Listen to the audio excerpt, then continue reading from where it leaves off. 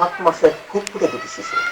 স্বজনদের অভিযোগ, চিকিৎসকরা আগে জানালে হয়তো রক্ষা করা যেত এই দুটি শিশুর চোখের দৃষ্টি।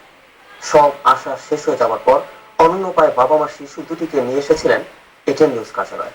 কি হবে শিশু দুটির ভবিষ্যৎ তারা জানেন না, তবে এরকম আর কোনো শিশু যেন এই অবস্থায় না পড়ে সেটাই তাদের একমাত্র চাওয়া। তারা চান এই ঘটনার প্রতিকার। রেজন ফজল। মায়ের কোলে ফুটফুটে নিতাও মান্তাকাকে দেখলে কে বলবে জন্মের মাত্র 1 মাসের মাথায় চিকিৎসকের ভুল সিদ্ধান্ত কেড়ে নিয়েছে এ দুটি শিশুর দৃষ্টি। যে চোখে এখন আলোর ঝিলিক খেলার কথা, যে চোখ খুঁজে ফিরবে মমতাময়ী মায়ের মুখ, সেই চোখে এখন শুধুই অন্ধকার। এবছরের জানুয়ারির 20 তারিখে রাজধানীর ল্যাবেট হাসপাতালে চিকিৎসক শরীফুন নাহারের তত্ত্বাবধানে জন্ম হয় মান্তাকার। আর 2 দিন পর 22 তারিখে জন্ম নেয় রিতা।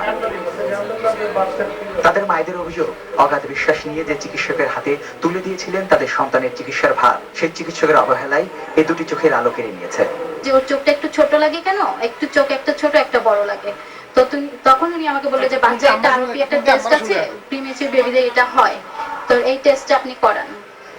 এই টেস্টটা করানোর পর দেখা গেলো যে আমার বাচ্চা তখন মানে এত টাইম উনি করে দিল যে তখন অলরেডি আমার বাচ্চার চোখটা নষ্ট হয়ে গেছে।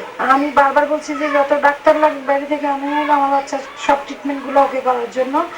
তারা বাচ্চা সুস্থ বাচ্চাকে অক্সিজেন বেশি দিয়ে রাখছিল।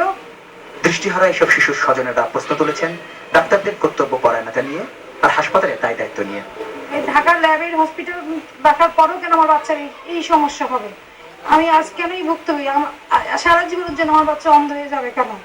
আমি তো ওর জন্য ট্রিটমেন্টের কোনো মুরগির অর্ডার করি নাই।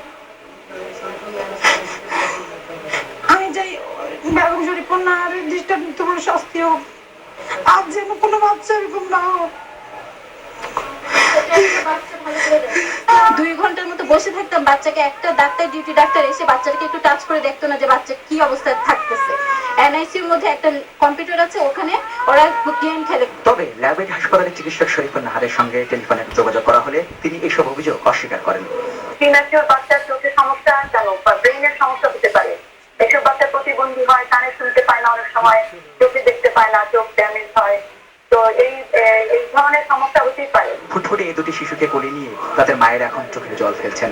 আদরের সন্তানের দৃষ্টি ফেরাতে তারা গিয়েছিলেন দেশের বাইরেও, তবে চিকিৎসকরা জানিয়েছেন এদের দৃষ্টি আর ফিরে পাওয়া সম্ভব নয়।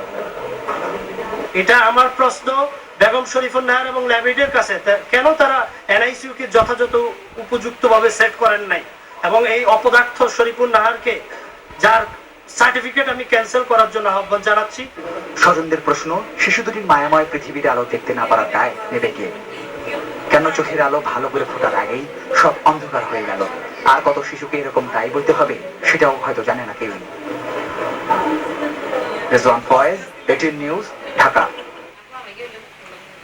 বাস ভাড়াকে কেন্দ্র করে শরীয়তপুর সরকারি কলেজের শিক্ষার্থীদের সঙ্গে বাস শ্রমিকদের সংঘর্ষে কমপক্ষে 55 জন আহত হয়েছে।